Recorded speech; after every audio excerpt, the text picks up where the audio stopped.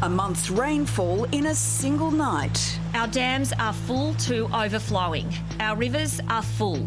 They are at capacity and our ground is saturated. Hundreds of mils of rain with nowhere to go. We've seen totals far more than what we would normally see by this part of October. In the last 24 hours, emergency services responded to more than 700 calls for help. 27 of those were flood rescues. There was a person stuck in floodwaters because of the intense flash flooding that had occurred on the Central Coast with water into their vehicle up to their seat. And in the northern beaches, a vehicle did turn over into floodwaters and the New South Wales SES did assist in their rescue. The federal government have made available 3 choppers. We remain available to provide assistance should any request come from the New South Wales Government. More than a dozen evacuation orders have been issued across the state, with Dubbo among the hardest hit. The Macquarie River swelling to 8.6 metres, with parts of the CBD now underwater. It's horrible. It really is horrible. I think we've got a few sad months in front of us. We just didn't expect it to be this high. It's unreal. That water set to make its way west towards Narromine, where the river's expected to peak at 12 metres.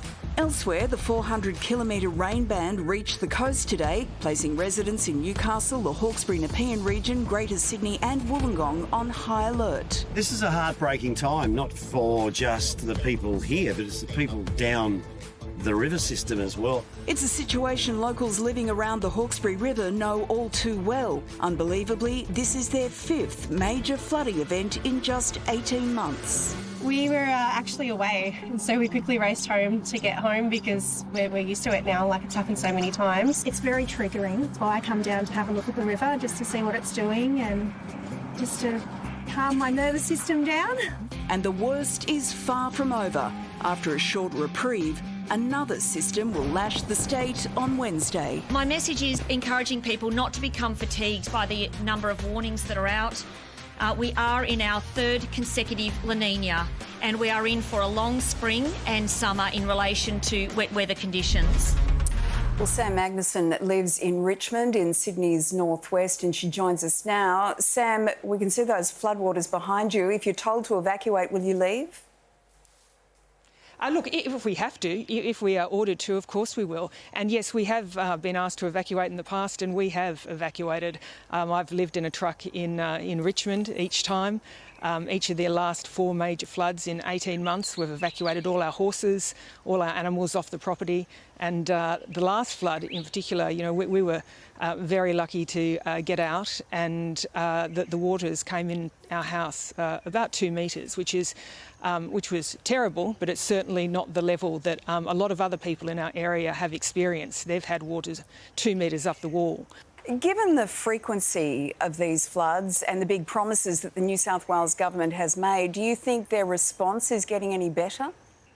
I think their response is appalling, and I think that it's fair to say that they have lost the trust of the Hawkesbury community out here. We have been pleading for the government to release 12 metres of water from the dam in staged releases, depending on the weather forecasts. That is the only tool we have available to us at the moment to mitigate the impact of these devastating floods. It would reduce the flood peak by 2 metres. And 2 metres is an enormous amount of water, particularly for those people whose homes flooded by 2 metres.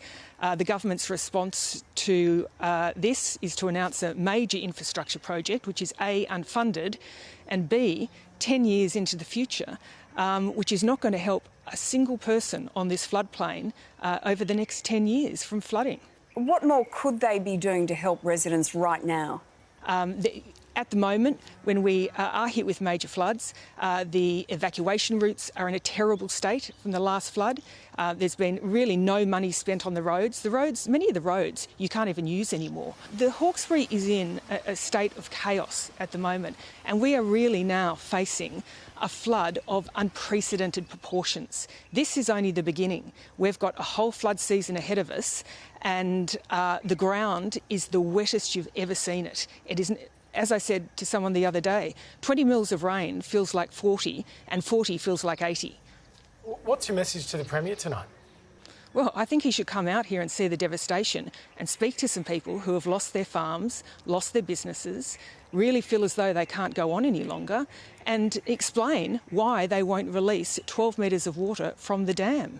Because it's not about water security. We've spoken to the experts. They've said it can be done. It's a very viable solution. And the New South Wales government, in terms of risk, should be looking at drought-proofing Sydney and helping to mitigate the effects of flooding. And by relying on one water source, which is Warragamba Dam, they're doing neither. It's a very, very risky strategy. Sam, thanks so much for talking to us tonight. Thank you.